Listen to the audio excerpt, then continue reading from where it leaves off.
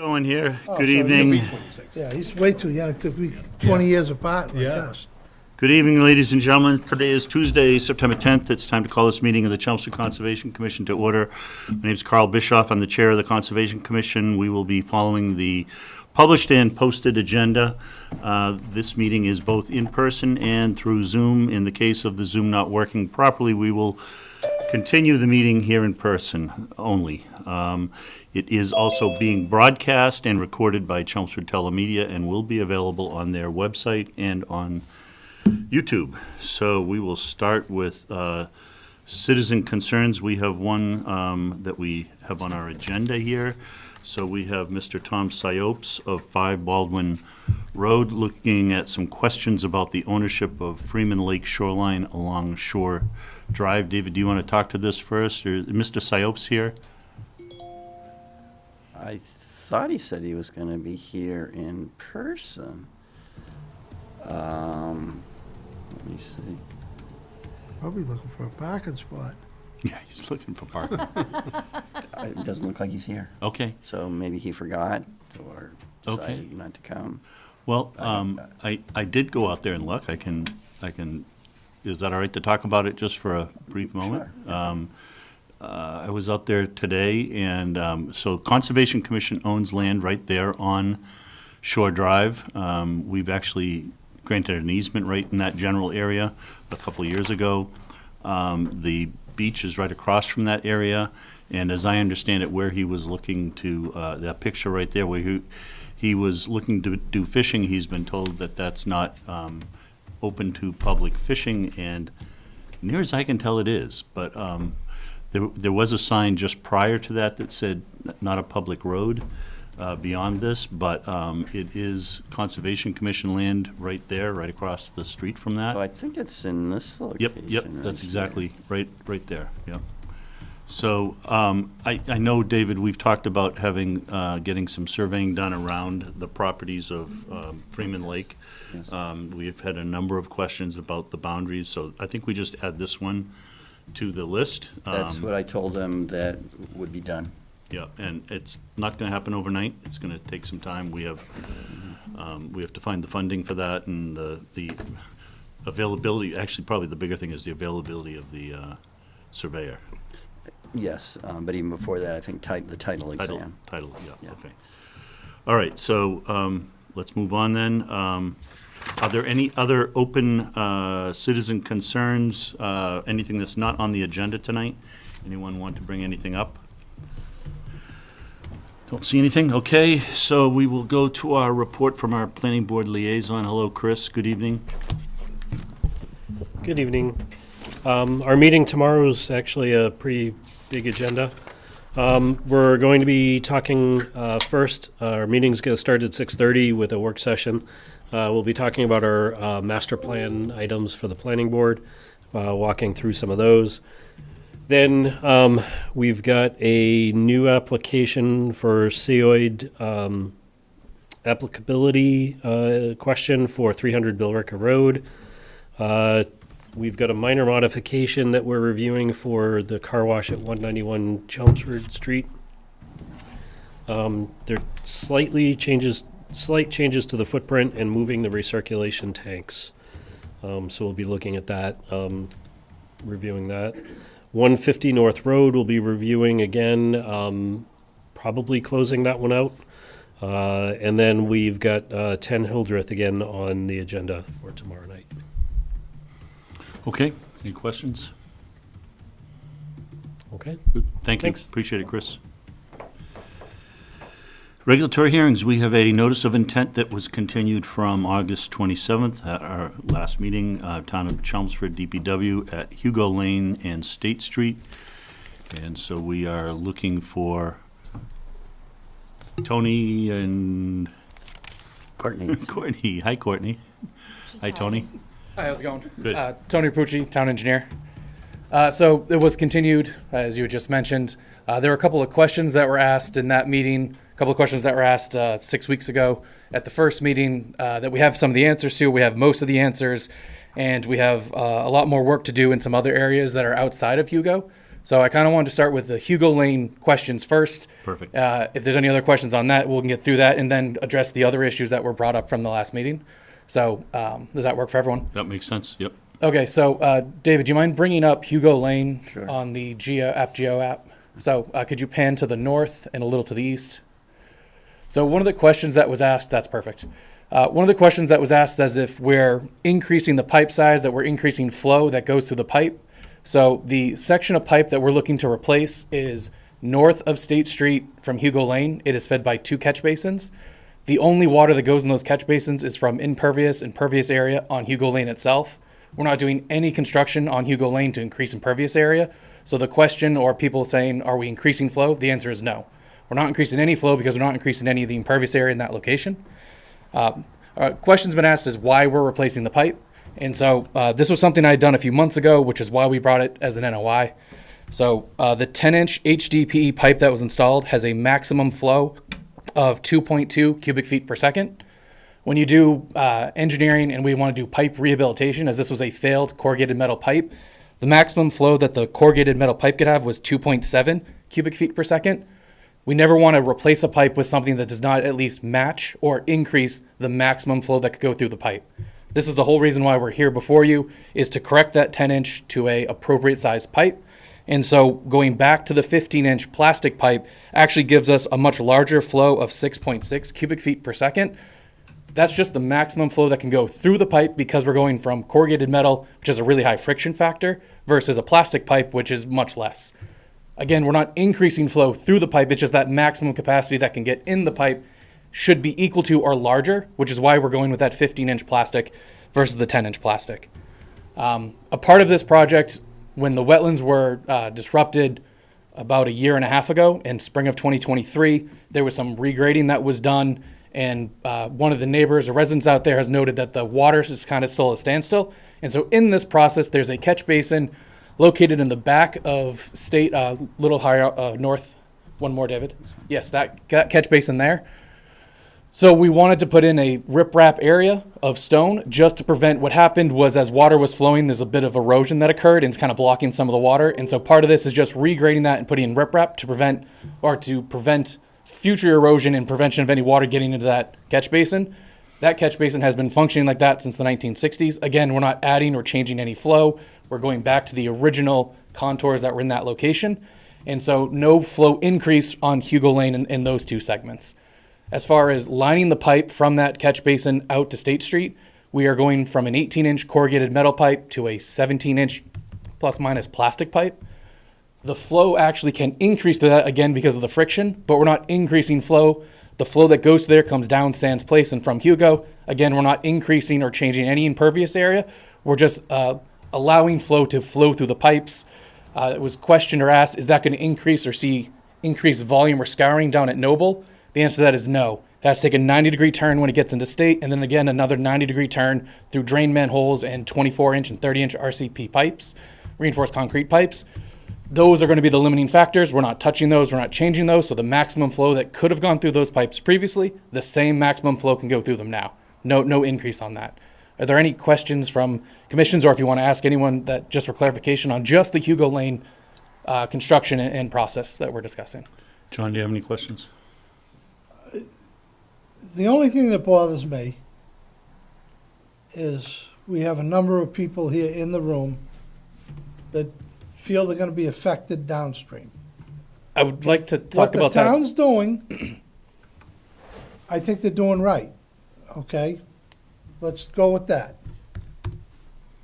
But we gotta address the citizens that are paying taxes in the town, Yep, okay? but, That's a whole different ball. right. So, I as mean- Tony said, let's parse I this out. know, I Yep, know, yep, I know what he said. Yep, But I'm saying there's people here that are concerned about it. So, I don't know. I'm happy with the size of the pipes. Everything's gonna be hunky-dory with the size of the pipes. The rip-rap, that's fine. I want to put this thing to bed the last meeting. That was my exact words. And then we had a lot of people. So, let's go with it. okay, Bill? I think he's gonna address that, hopefully. I feel the same way John does. Okay. Chris? Yeah, I mean, just echoing my colleagues here. I mean, we want to just make sure that, that we're listening to the public and that, we're paying attention and want to make sure that they get action appropriately to correct their problems as well, too. And that's where I'm coming from. Okay. Peter? Yeah, I agree with everyone. Tony, I noticed that you stamped at least some of the drawings. I mean, this thing has got full attention of a licensed professional engineer, and I don't think, at least me as a committee member, I can add anything to that. Okay. So thank you. I'll just add, Tony, you had mentioned that the current 10-inch pipe cannot accommodate the 25-year storm. Right, and so that goes into that maximum flow capacity that you look at the 15-inch corrugated, the flow that could have gone through it, and when it was originally built, the design for, the 10-inch does not have the same capacity, and so that's why we want to replace it. And that's why we want to go back to the 15-inch that was originally installed in that location. And if you don't go back to the 15-inch, Hugo Lane will flood. There's in a potential. 25-year There's storm. potential Hugo Lane would flood, not due to catch basins and flow volume going through the catch basin openings themselves, but due to the 10-inch pipe restricting flow, as it's not the correct size. And so that's why we're here, just to correct that from the 10-inch back to the 15. Which it should have been, I will say, just should have been replaced like that to begin with. And in the future, when we do any type of pipe rehabilitation on failed pipes, corrugated metal, the number one thing is we don't downsize unless there's some conflict. And then we would go through all the engineering calculations to prove that flow can work in a smaller diameter pipe. So the minimum is use the same size pipe with a superior material.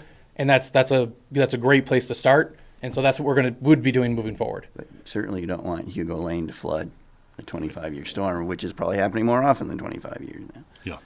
Okay. So, sorry. Peter, go ahead. Yeah, and I'm sorry. I knew you were going to raise that, but I guess my question, Tony, without getting into a lot of detail. Sure. 25-year storms, as we know, it's raining harder. Will the homeowners on Hugo still experience flooding in the street because it's raining harder than the traditional Well, so I don't 25-year storm? How have do you think record about that? now of Hugo Lane flooding, which means the way in the street. I'm not talking the yards, the back of the property is just physically in the street. Outside of instances where we have 4 inches of rain coming down in a half an hour, but the limiting factor of that is the catch basin. They only have so many openings, and water can't physically go down it any faster. So, with the pipe change that we're trying to go back to, the same issues that have ever occurred for the last 60 years, but that's a catch basin like orifice opening size that we can't change or correct. We don't want to just just add 4 more catch basins in every location just to accommodate 25 or 100-year storm events, as the whole town would just be littered with structures, and it's not feasible. So since we don't have record of Hugo Lane being underwater now during storms, we don't want to then create a problem where they could be. And that's why we want to go back to that 15-inch pipe size. And I know with the increase in storms, and I know looking at the 2070 and how the 100-year storm event's going to increase from 7.6 inches to I think it's like 9.5 inches, that's a lot more water, that's a lot more volume that we'll have to deal with.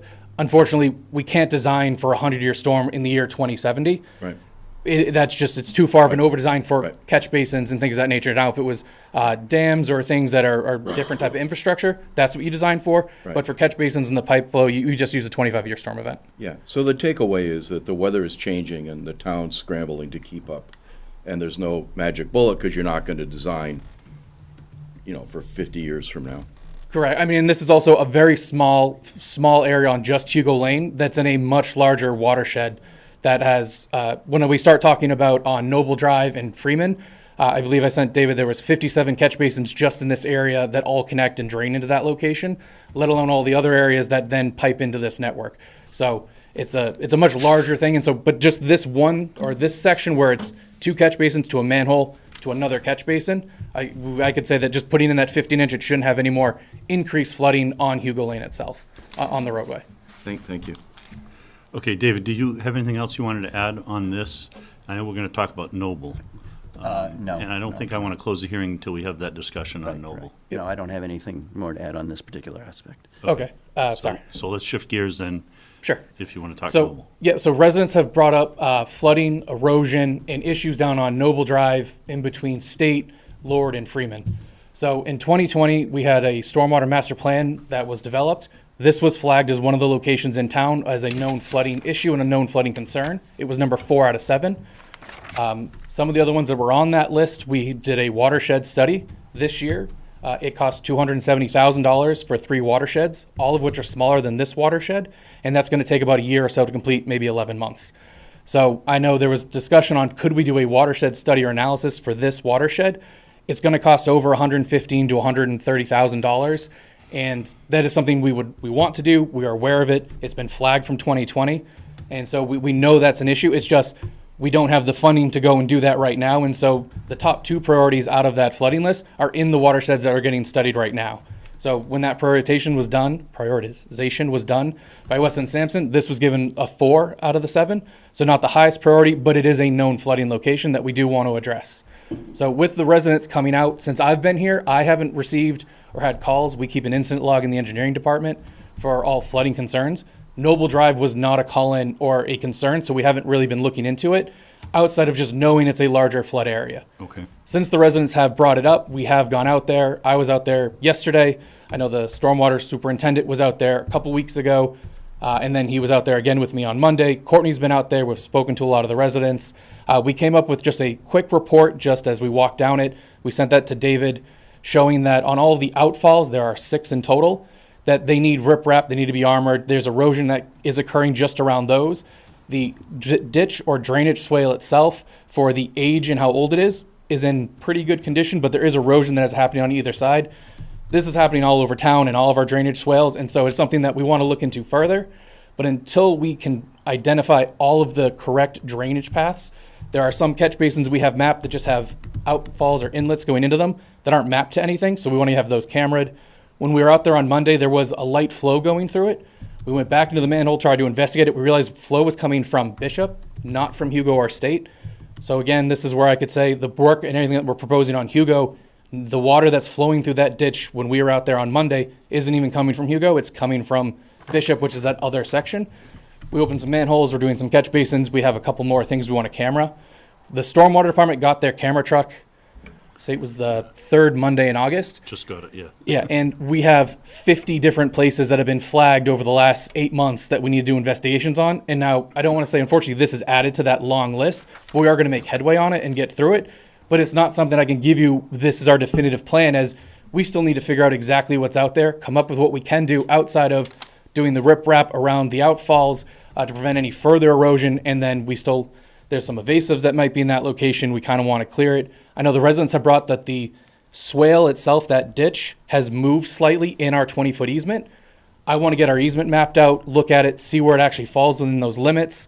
I know there's a lot of tree growth now, so it's not something that we want to rip out roots and try to realign it, but it's really just protecting, maintaining where that is now.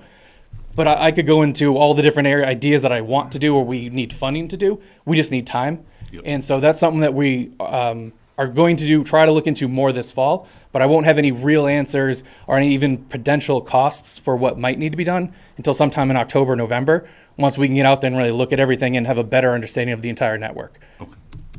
Does anyone have any questions on that or specific questions as to how or what we would be trying to do? I'm just going to look around, and then I'm going to ask for audience. Anybody in the, David, do you want to add? Just add a few things. So I was out there with Courtney on Wednesday. Several of the neighbors were there. I thought we had a good meeting, good conversation about the issues, the concerns. It was very helpful to me.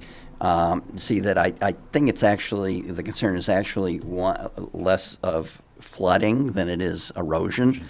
That it's certainly easy to see that the neighbors have lost, several feet of their backyards over the years, and that will continue. I think it's due to the volume and flow velocity within that ditch. I think it's a matter of, and I think this is essentially what Tony is saying as well. It's a matter of doing something short term to try to address, some of the immediate concerns, maybe the most serious ones, than doing something over the long term. in my opinion, this is not a jurisdictional wetland, so okay. that a filing with the commission is not necessary Okay. to address the issues. And certainly DPW is well aware of what they are. I mean, they're not going to fill it in. I also wouldn't downplay the flooding. I know a resident mentioned to me during heavier storms, it rises like 3 or 4 feet out there. So, and I know there is erosion, but as it rises and then recedes away, it is going to start pulling away from more of that. So that is something that, again, we want to look into a bit further. We do want to get out there when it is raining during at least the rainstorm of 1 inch or more and kind of just see what it looks like, get videos. We'll end up trying to do dye testing as well, just to make sure we know where all the outfalls are coming from. But again, it's just a much longer process than anything we could turn around within 2 weeks, let alone the funding or moving forward with projects and things of that nature, as most of our capital planning is done right now for next year. So if it's something that we can go through and identify, maybe we could try to move into it, or it might end up being a little bit farther down the line. But again, something we do want to address and we are going to work on. Okay, Chris? So just a comment, I mean, I think what I'm hearing is that, the town's listening. It's listening to the concerns that have been expressed. That what I'm hearing is we've got some short-term action that we can take, and we're going to take a good look at coming up with a long-term solution as well. And we're going to be, reporting back as progress is made. So I feel much more comfortable that this certainly is getting, the proper attention from people in the town. So I feel a lot better about this. Anyone else? No Oh, comment? he's perfect. Okay. Why don't we get comments from the citizens, neighbors? Alan Himway, 1 Hugo Lane, Chelmsford. I just want to let the committee know that we've never had a flooding problem on Hugo Lane, as it was discussed. The water always flowed to the storm drains, even during, heavy rainstorm. That's never been an issue. And I think it pleases me that we'll go back to the 15-inch pipe, because the old corrugated pipe was 15-inch. It always worked until it obviously, 50 or 60 years old, it's degraded. Yeah. So I think doing that, regrading it, creating the swales to its original, I think that should solve the whole problem, really. Because that's Your whole problem. From your Your whole area. problem. my whole Not the problem. noble. Yep. Yeah, no, not the noble. I mean, Yep. but Understood.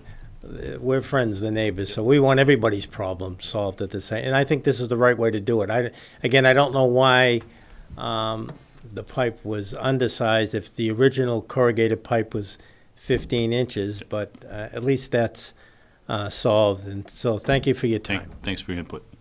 Anyone else? Good evening, Mr. Chairman and members of the board. Lynn Havener, 7 Noble Drive.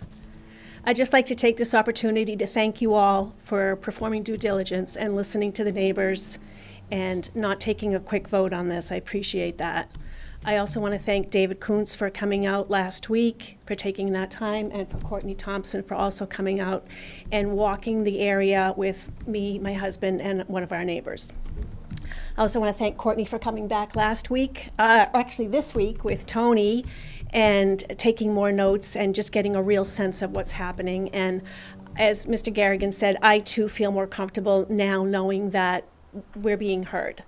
I'm all for our neighbors on Hugo having this issue resolved, as I said all along.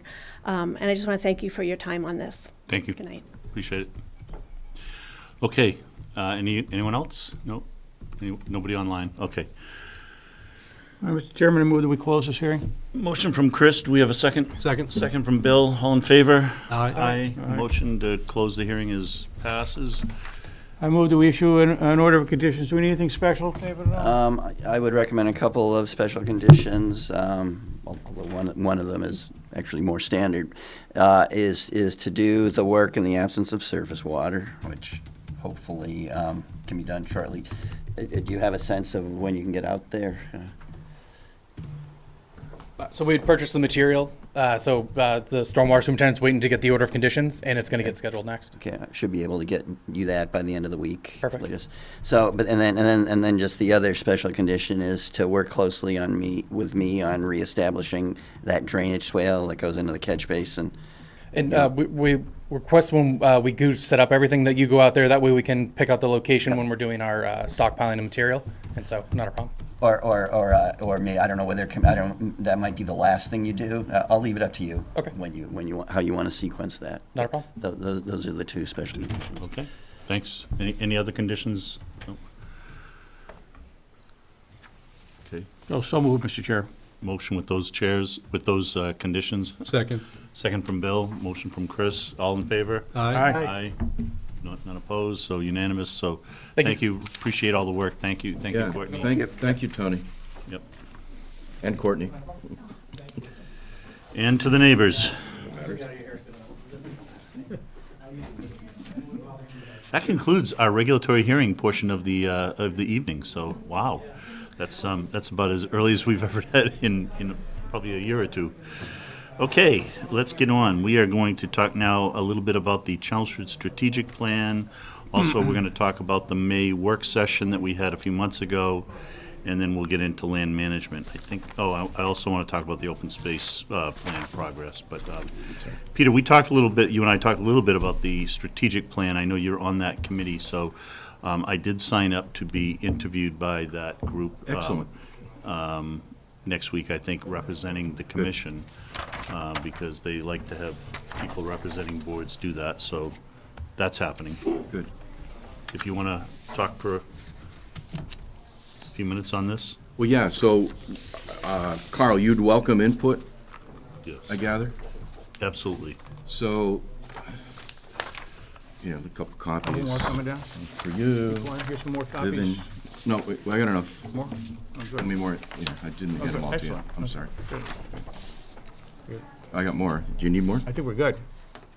We're pass those down. Good. Yeah, so just quickly, you've probably heard about the strategic plan that the town is doing. Funding was authorized by town meeting. The select board's been driving this forward along with a committee and an outside consultant. It's really pretty simple. What's the town's vision for what we're gonna look like in 5 or 10 years? And let's come up with a document everybody more or less agrees to that's kind of the North Star guiding light for town decisions. So I think this commission probably agrees with my statement that the conservation values that we're here to protect, the 8 interests of the act, are probably pretty important going forward as the town experiences more pressure from both development and climate. All the stuff we deal with, really. So, there's a number of ways that you can express an opinion into this process. And there's also, there's a number of ways, and I'll describe those briefly. But, Carl, what I just handed you is the list of interview questions that I think Carl will be presented with. So he'll be talking to the consultant on behalf of the Concom. These are the questions that are supposed to guide that interview. So, Carl, with that, there is an opportunity here for each of us to weigh in on this process. And there's a couple of opportunities, and I'll defer to Carl for how you want to proceed. But one approach would be if you felt inclined to offer some ideas here, they could be offered to Carl, and Carl could, or we can help him assimilate those and present those at the interview. That's option A. Option B, as sort of a combined Conservation Commission point of view. And given the time constraints, I think, and we know Carl, so I think we all would trust him to convey that information. The second approach, though, is each of us could respond to these 10 questions and submit them direct to the consultant that's doing the work. There is a third approach. There are 4 community meetings coming up, starting with a big ice cream gala and kind of a kickoff at the Elks Club on September 18th. A week from tomorrow. Yeah, and that actually is a work session, though. That's not really a party. And the consultant is going to organize people that are at the 18th into little work groups to come up with ideas and input to the planning process. So that is another way to make your voice heard. And there are some follow-up meetings in October, kind of the same idea. So 3 choices here. Carl can just carry the message for us with or without our input. The second approach is, as a citizen, you can certainly think about these questions and bring them to and submit them direct. And then the third approach is, with or without written responses, come to the 18th event or one of the 3 in October. So having said that, Carl, I don't know where you want to go. Yeah, so but, what I'd like to do is, rather than going through this now, Yeah. these 10 questions now, is to, you guys have the sheet. If you want to send me either a phone call or an email, send me your thoughts on any, all 10, 3 of them, whatever makes sense, or just trust me to provide the Conservation Commission input, so. And then secondly, you're all totally welcome as individual citizens to send your own input directly in, as everyone in town is welcome to do. So, John? I think what we just went through tonight is one of the things. The citizens that were here previous to this meeting was a lot more on Hugo Lane. There was a lot of concerns over there. But what we just did, we sort of smoothed it over, I guess, enough for everybody to be happy. I'm not sure, the smooth it over, it means to me like we kind of buried it, but No, we maybe didn't that, bury yeah, it. and we didn't, didn't we bury addressed it, yeah. We addressed it. The town, yeah. They're paying taxes, Yeah, no, I know what you meant. and, no, I feel for the, Yeah, you yep. But- And it's indicative to, I think, to what Peter's talking about is, in the long term, we're gonna keep seeing this. This is, you're right. and so from a strategic point of view, Yeah. what things could we be doing? And it's in these questions, various ways to answer those questions, to say, what things could the town be doing that can help, I guess, help mitigate some of those issues from getting worse? How do we get ahead of I mean, them? I just personally, the more we can do to maintain green space, the more we can do to maintain trees and protect the environment, whatever actions we can take to conserve water and things like that, we come up with policies along those lines, it'd be good. Yeah, and the reason that I was sort of lobbying everybody to weigh in is picture a consultant that does this kind of thing. We like them, coupled with the 10-member committee, looking at this question, what's important? So what's on our fellow citizens' top of mind, right? Taxes, schools, traffic, Taxes, inflation. I mean, all taxes. Okay. But here's my pitch. I don't think the town, this is just my opinion, and I'm looking for somebody to disagree with me, not now, but later. But my thought is, the town really can't do a whole lot for traffic. I mean, a little bit, but we can't stop the flow of cars and trucks through town. Secondly, housing, well, okay, we can bear down more on affordable housing units, but as far as housing values, my kid can't afford to live here, I'm not sure the town has any real influence. Taxes, I don't know. I mean, for town taxes, what are you gonna do, cut services? I mean, I don't see that we have a ton of input. And then I get to all of the environmental stuff, sustainability stuff the planning board considers, stuff this commission considers, the tree stuff, all of that quality of life thing related to the environment, cooler temperatures if we have more trees, less flooding if we have good flood management, the whole story. Those are issues that are changing that I think we can highly influence as a town by making careful decisions as we approve of new projects and as we, hopefully continue acquiring more land. So my thought is, it's important to have that voice into the strategic plan. Higher pay grades are going to figure out how to prioritize it. But a lot of the stuff we work with, there's a little bit, is pretty much out of sight and out of mind, I think, until there's a problem like Noble Drive, And then all of a sudden people are like, well, why is it raining more? And how come this is happening? Well, it's because, and so I think the town is in a position to really steer that issue going forward. So that's why it's important to me that our collective voice gets heard.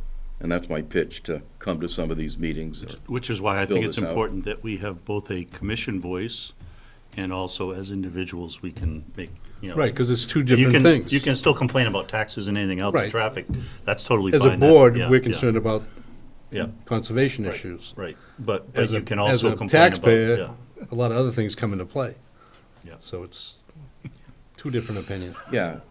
Yeah, and so once again, if you choose to answer this on your own, I mean, make your own decisions. But the way I looked at it is, hey, there's some things I can't change.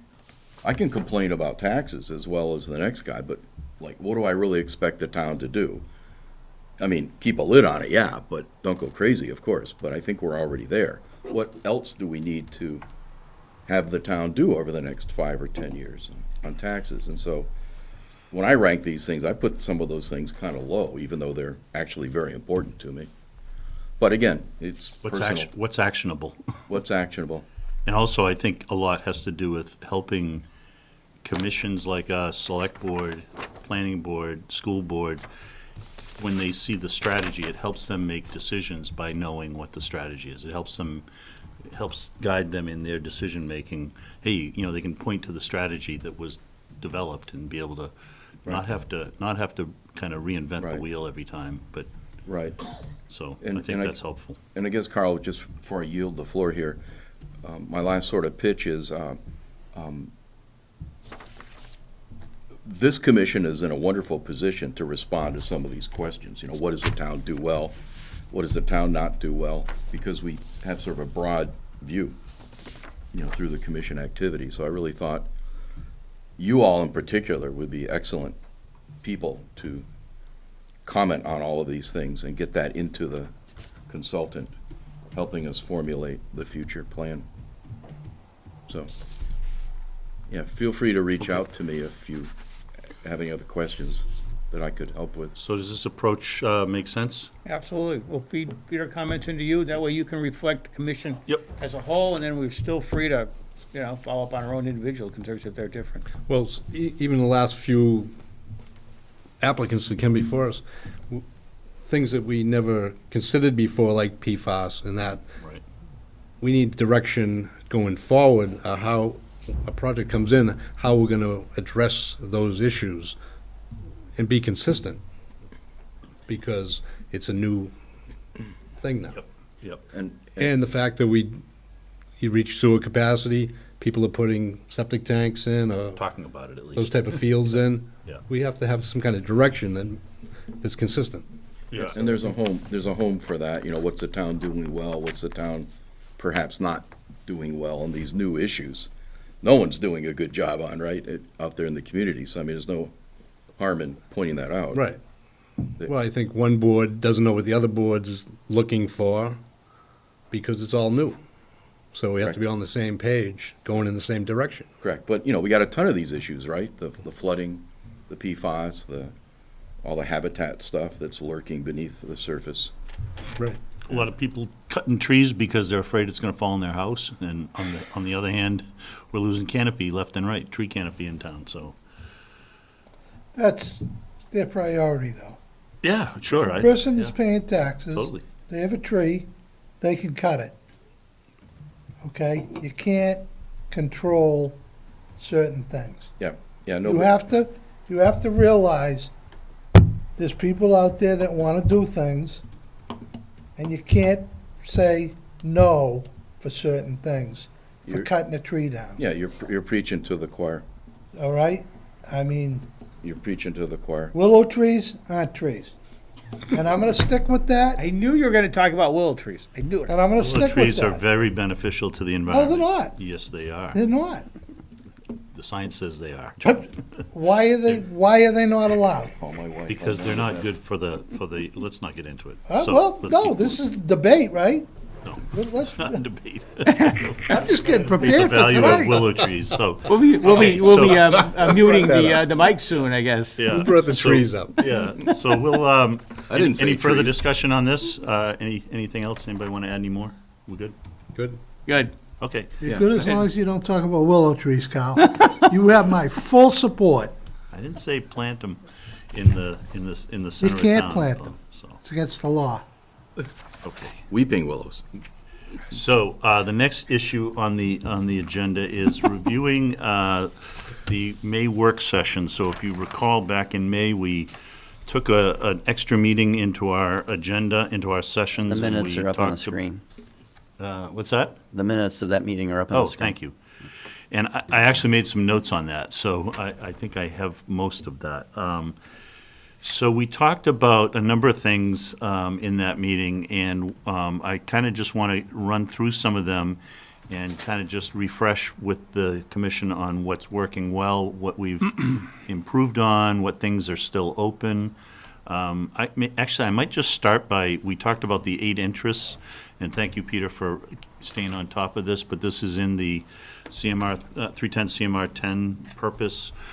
So the 8 interests are protection of public and private water supply, protection of groundwater supply, flood control, storm damage prevention, prevention of pollution, protection of land containing shellfish, protection of fisheries, and protection of wildlife habitat. So those are the 8 interests that the Conservation Commission hold. And so that's kind of like our, I don't know, what's that, our North Star or something like that, that we keep in our minds.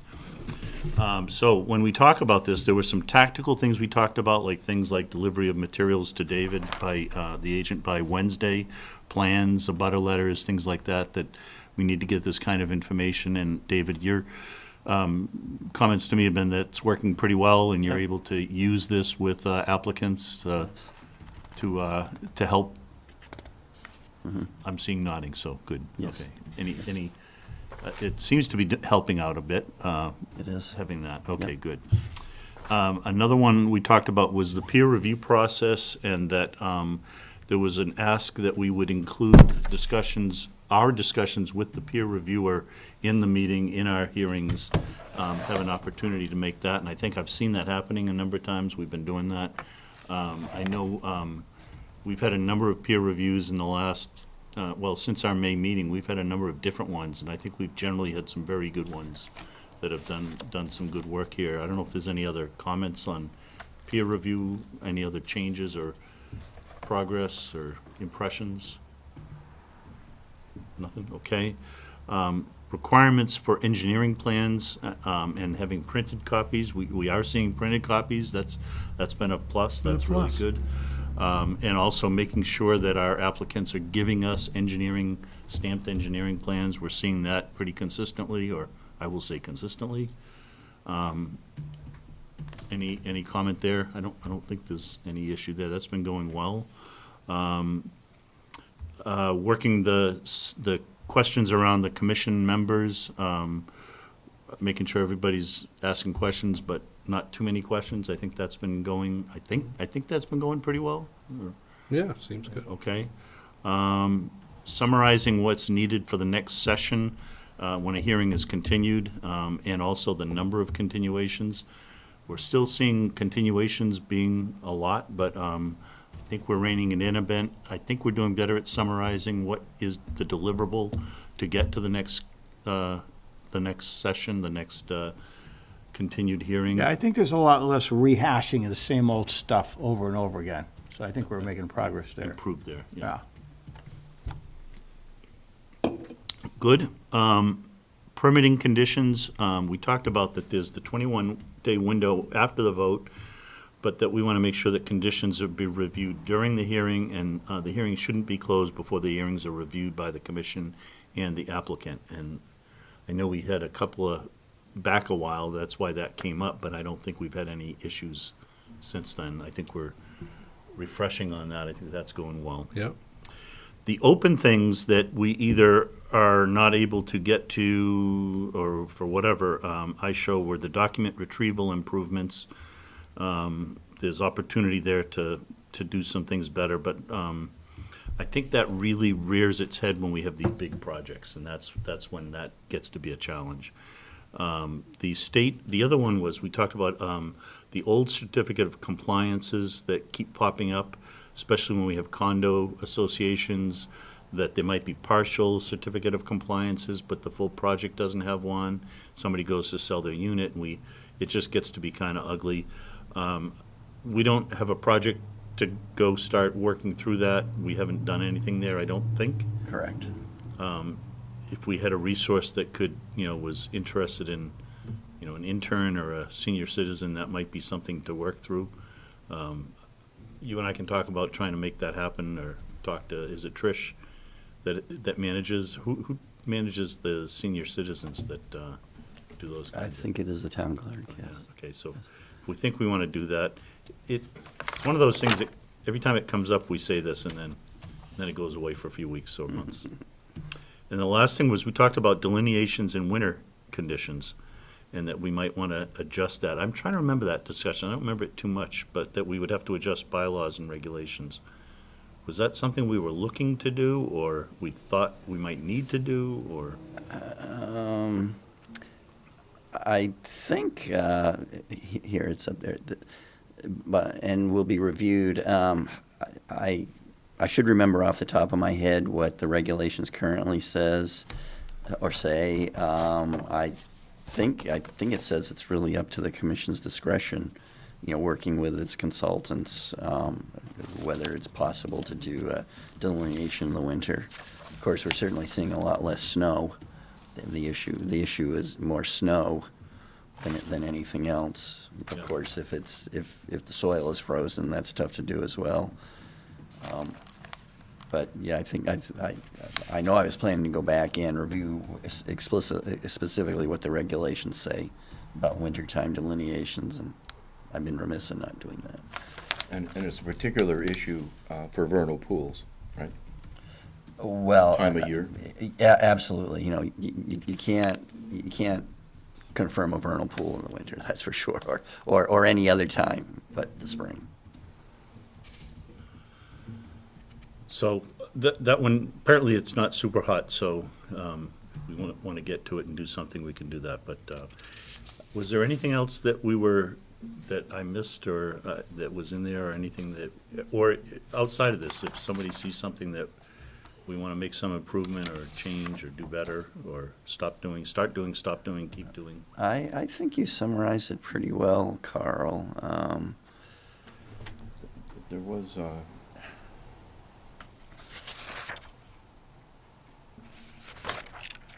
Carl, it might be worth just mentioning but not spending time on. One of the headings here was dependency on other town boards and departments. And when we got together in May, we realized the gap analysis was being worked on by DPW. I skipped over it. It was Yeah. it was in my list, yeah. So that's in the works, is, I think, probably all It we is. need I to know say. Christine gives this update to the select board that is now in process. They have a consultant, I think, and they're working this with the Board of Health, but we haven't been pulled in yet, and I'm hoping we will, because I think that's really important for us. I think Right. that gap analysis, because as we go to our 8 interests, a lot of that is about water. And then that gap analysis about how do we look to prevention of pollution, for example, when we don't really have a bylaw Right. other than an interest. But the Board of Health has a bylaw and, or they have regulations. So that to me is important, and then figure out how we can work with the Board of Health. For example, do we ask them for can we get your report? Right. So, And perhaps the takeaway is, I assume we'll be invited to the commission to participate I in was some told we fashion. would be. Yeah, I was told we would be, yeah. So that would be helpful for us to define, like, for example, one of our interests we're supposed to protect is pollution. We don't have any bylaws. I don't know if the Board of Health really does, but I mean, what does that really mean? That's, I think, what will probably, the gap analysis will help flush some of that out. That's what I'm hoping, yeah. Okay. Okay, that's all I had there. I think it's good to review this every few months, so we can add to it if something comes up, but just to check, Reminder. are we helping him out? Are we helping David out? Are we helping He's ourselves out? going home early now, he's got so much time. Right. But I mean, I think it's good to just bring it up and discuss it Yep. for 10, 15 minutes every so often. Okay, thanks. All right, let's keep moving on. Open Space and Rec Plan Committee, a lot of progress going on there. The survey has closed. The data and results and analysis are being reviewed. We have a meeting a week from tonight, and we will go through that. We do have the data. We're looking at it. There is a lot of activity going on the assessment of accessibility of open spaces across town. My friend here in the audience, Mr. Sperry, is extraordinarily busy with that, and a number of other people were working with the commission Commission on Disabilities with their team and some volunteers to make that happen, but there's a lot involved there. I know, Peter, your sub-team is working the chapters 2, 3, 4, I think it is, and making really good progress, and it's coming along good. The NEMCOG folks have done a great job helping us moving forward. We're making progress. I think we're gonna get it, into the, end of the year. What am I missing? Anything else I'm missing, Peter or David? No. I think they're going to have a draft of the new plan for the October. Okay. I think that's on the schedule. October. Yes, the October committee meeting. Yeah. I think, Carl, this isn't the right forum, but I've been thinking about, NIMCOG is doing what they were asked to do, is to use the results of the community survey to help establish some goals. But I think there was only 100 some odd respondents to the community survey. I thought it was in the 400 range. Was it 400? I must have seen an old version. That's what I heard was 400. All right. That makes me feel a little better. Yeah, I think that's a good number. Okay, I'll table this. Yeah. I guess all I want to say is there's a bunch of things that we all are interested in that they're important, but not necessarily come through on the Yeah, survey. well, and Because public the isn't- survey is one of the inputs that we're Yeah. using, and we are gonna be looking at setting goals at our next meeting. Yeah, and so I guess I should know, Carl, but what is the process for commissioners to weigh in, other than the surveys and whatnot? Are we going to have a draft review process that? I think the commission does review it at some point, because it's a Well, subcommittee. it's, and the standard process is for the commission to review it after it's basically written. But I think I think the commission should really review a draft. Okay, And we should talk about that at the next meeting. Or Okay. maybe the meeting where it's presented. Yeah, because we need to be sure everybody's interests are. Absolutely. Absolutely. Yeah. okay, continual business, we don't have anything in there. No. That's, I guess. Land management, so progress on the Wright Reservation Walkway, we got 6 out of 12 of the sections that we have in Phase 1. You can see right there's a picture. So we're making really good progress. Tomorrow morning, early in the morning, we'll be putting another 6 of those down. And that'll be half of the implementation. The other half will probably not be until October. We gotta take a little break. This is taking a lot of time. So, but it's, That looks good. it's coming good. It's Really really good. It's also, we recognized, walking on the older one, that it needs some attention. It's in, I'd call it fair shape, but I think with a fair amount of attention, we can get it back into very good shape. That's a great design. It's really. I mean, I'm thinking something like that, like Crooked Spring, Exactly, It'd be yeah. perfect out of Crooked Spring. You might need a 20-inch pipe. A little bigger, yeah, a little bigger, Instead but of an still. 8-inch pipe. But that design is great. But yeah, it's pretty clever, yeah. Again, we stole that, Dave Sperry copied it from Bedford, the Bedford Trails Committee, and it's like, hey, that's pretty good, so. So any feedback from our design and construction team? Love it. I mean, Yeah. the fact that we can build all of that at the Warren Pole barn Right. and then just deliver it Right. and put it in place. Right. I mean, all that happened Saturday morning from 8 o'clock till 11 o'clock. Wow, And wow. that's pretty good. Now, great. it was weeks of building and planning and, cutting and, and almost all of it's Steve Mayotte. But yeah, it's going good. It's going good, and we like the concept. Coolest, we should visit the site as a group. I keep saying that. We need to make that happen. I thought we were gonna do it a couple times this summer, and of course, summer is not a really good time to schedule time. I'd like to wait till Mark gets back, so I'm not sure how long he's gone. I know he's not. No, he's going for the night. Oh, just tonight, okay, all right. So, any chance we could go Thursday this week? Like 4 o'clock? Thursday of this week? I'm in Boston Thursday. Okay, maybe, I'm not gonna be here at the next meeting. I'm gone for 2 weeks out of the country, so, and next week's already pretty busy, so maybe we'll get to it in October. Maybe we'll get to it in October, okay. Update on Get Warren. to it after frost. Huh? Get to it after a frost. Yeah, I suppose it'd be easier to get think around you- in places, yeah, I that's think true. you're better off after frost. Okay. Warren Poll, I happened to run into, I was there last week, actually, I was there getting ready for Saturday, but I was at Warren Poll on Friday afternoon, and I saw the Oxbow guy doing the wetlands flagging on the main meadow area, so that was good to see. That's getting either complete, he might have been finishing it that day. What's interesting is that whole middle meadow is wetland, the whole front to back, left to right, from stone wall to stone wall. It's all wetland. Interesting. Tomorrow, David and I are meeting, if anybody wants to join us, we are going to be meeting Kate Benson from the state DER, Department of Ecological Restoration. She's just offered to come and take a look at that site, at the fact that we're trying to, restore this meadow area, and she was going to come a few weeks ago, but she wasn't feeling well. I met her back at the MACC meeting back in March. She's done this kind of work elsewhere in the state, so we're going to just have a visit with her at 1 o'clock tomorrow afternoon. So you're welcome to join us. We are still waiting for KP Law to review the CR. I'm aiming to email that to them next week. Okay, So I know you're parsing things with them, I understand. Yes, but I think there's enough of a lull now, so that Okay. I think next week will work.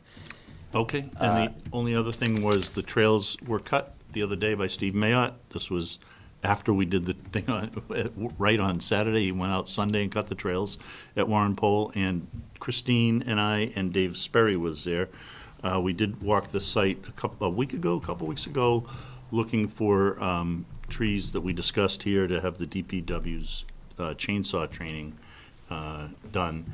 And we can pretty much do it all at Warren Poll. There's enough there near the trails. But that's not until late October when that will happen. So the only thing I'll add is that DPW, actually Trevor at DPW, is producing the as-built plan. I saw him there too. Oh, did you? I happened to run into him. He was doing the yep, he's on it, so So that's good. Good that'll be progress good to there. have. Yep. Thanks, I forgot I saw him there. Okay, anything else, agents report? So, which is basically an extension of land management, is there are a number of parcels now where either fallen trees have to be removed, or abutters are concerned about dead and dying trees that they feel need to come down. So I think I mentioned this at the last meeting. There was a tree that came down on a at 13 Green Valley Drive, which abuts right. Right, yeah. So that tree is being removed on Thursday at 144 Parker. The commission may recall that there was a tree that came down, I guess probably a couple of years ago, from right onto that property. That has been removed, but there was also concern with a couple of dead trees on right, which the abutters are concerned about. I'm in the process of having them get estimates or price quotes to get those two removed. There's at 94 Meadowbrook Road.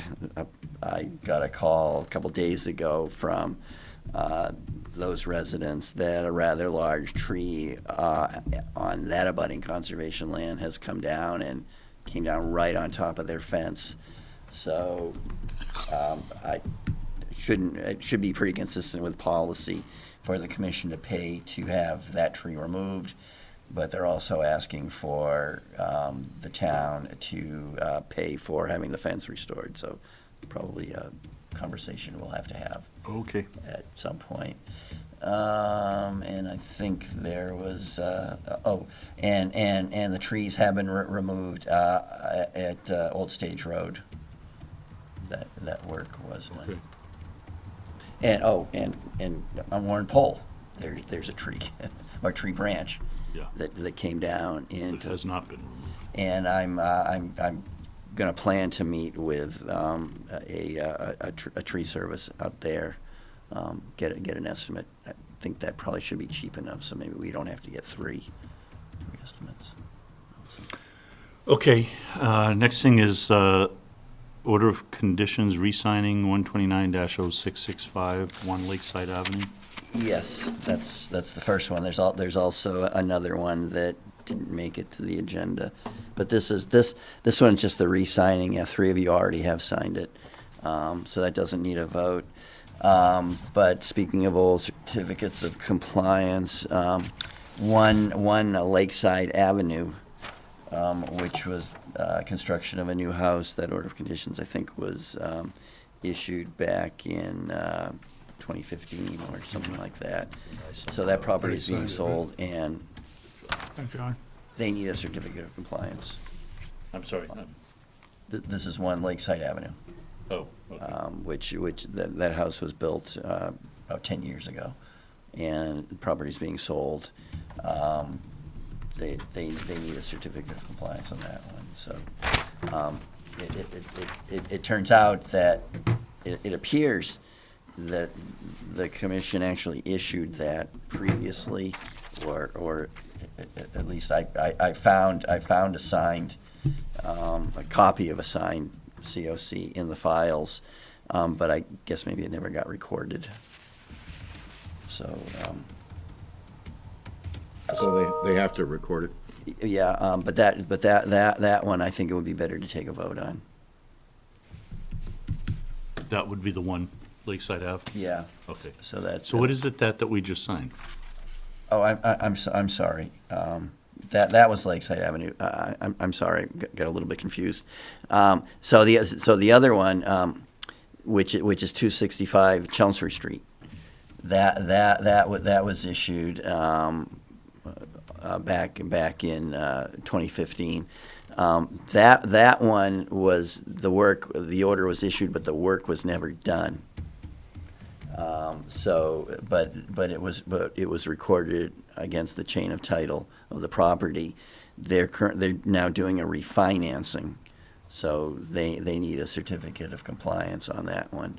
So again, the work was never done. This would be the box on the COC checked invalid order of conditions. Order of conditions has expired without the work ever being started. So that's what this one is. So are we saying that we don't have any leverage to hold them to do the work? Correct, because it's expired. The order of conditions is expired. Well, by work, you mean the construction work, Right, not some sort of eco stuff? right. It was, I think it was to expand the parking lot. I And they didn't, just didn't do it? they just didn't, apparently they were trying to work out some land swap deals that, Okay. that never happened. So, So they got far down the process and then killed it? yep, Got it, okay. But in the meantime, this COC is hanging out there? that's right. Got it, okay. So then we need a vote? Right, to issue that certificate of compliance for an invalid expired order of conditions. So I'll make a motion then that we issue a certificate of compliance for an invalid order of conditions for 265 Chelmsford Street. Motion from Chris, second Second. from Bill. All in favor? Aye. Aye. Any opposed? None opposed. Motion passes. Sign, sign your life away. Thank you, David. That's, that makes more sense now that you Yes, explain it that way. I yes, understand. I- Okay. So 1 Lakeside Avenue, the 3 of you signed it, property's being sold, and then 265 is pretty clear. That's right, Yep. yes, Yep, Well, we're just signing 265 here. right. yes. Yep. And that, And we're essentially saying it was never done, it's an invalid That's order of right. conditions. that's right. So we're kind of like undoing our, So it was you one and one Chris Lakeside. and Dave and, 1 Right. Lakeside is the one that's the home was built and the property's being sold? Yes, and it's a re-sign. That Okay. appears the order was issued, but Okay. never recorded way back when. But okay, so we have, we're not, excuse me, we're not signing on Lakeside. Yes, Oh, is that what that one is? that was that, yeah. it's just a re-sign. Oh, It's I'm not- sorry, I It's got not, mixed it's up. not a new Got it, issuance. got it. I- Thank you. Well, my I got it. apologies, I should have made that clearer. I got it. Thank you. And meeting minutes, we have 2 meeting minutes to review and approve. This is for June 11th and June 25th. If we can review those and, I've got one point of clarification. So on the June 11th meeting, St. John Evangelist Church, so I recuse myself from that hearing. So if you could just add a note that I recuse myself from that one, it'd be great. Other than that, I think we're okay. Anybody have any, need to look any more, or are you okay, or? I was actually over at St. John Evangelist this past Sunday, and they had kind of a big event going on, and they used every parking space possible in that lot. It was kind of interesting. I ended up having to park across the street at I guess I could say this, Well- Dolan's, yeah. Did you take a look at the existing wet area to see if they could dig it out and create a new, Gonna do that next spring. oh, in the spring? Yes, Okay. Yes, see if it's a vernal pool. All right, I'll take a mission. I'll take a motion to approve the meeting minutes of June 11th, 2024. So moved. Motion from Chris, Second. second from Bill. All in favor? Aye. We were all there, right? Yeah, we were all there. Yeah, you weren't there at the 25th, so the next one is, oh, you were absent. This says you were absent, but that's not right, on June 11th. That should be corrected I don't think- also, No, I was there, yeah. Vivian, on the 11th. Chris was there on the 11th, but he I recused recused myself from the himself. St. John From the- Evangelist Church one. yeah. Yeah. You got that? Yes. Okay, then we'll go to the 25th. Have to look at it. You were down with Mickey, weren't you? Yeah, I was. I was wondering where I was. I can keep track of your schedule. Give you another minute here. Well, actually, you know what, Vivian, double check on that one, okay? Maybe I wasn't there, I don't know. Is there anything on the tape at all that you could hear? I'm gonna have to go back and look All at the right. video and see if you were there. All right.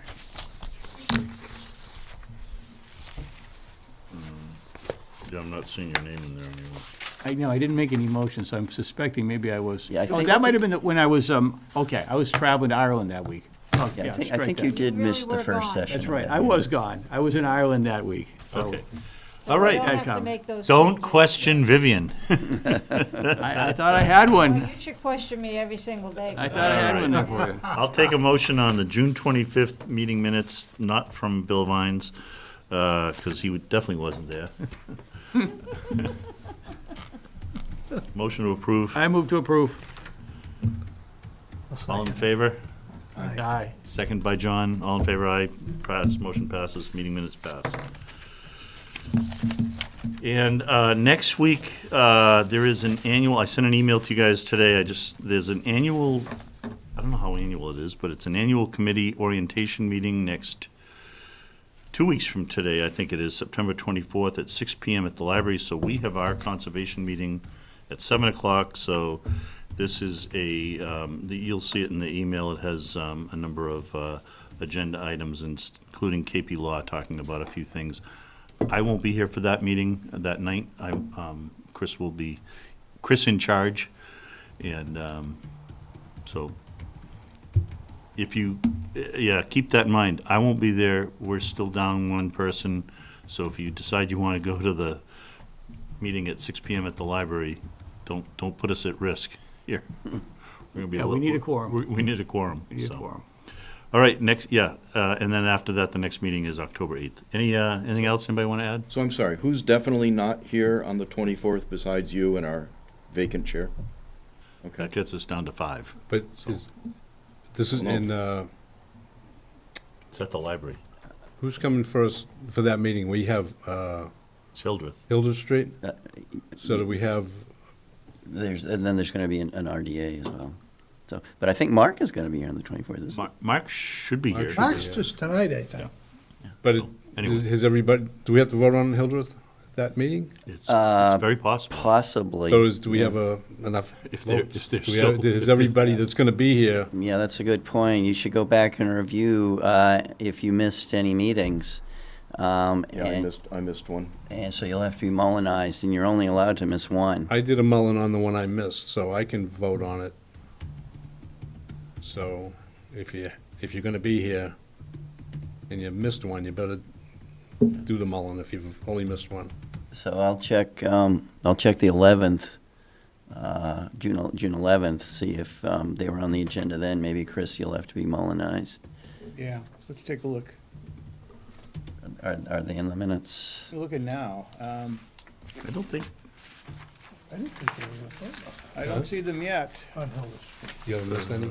No. but yeah. I don't I see thought them in it there. was They weren't on the outside 11th. after- I think Okay. I'm good. Yeah, I close think some for stuff. some reason they weren't on the 11th. They have the. Yeah, they skipped a few times. Yeah. They were a handful. So I'm good.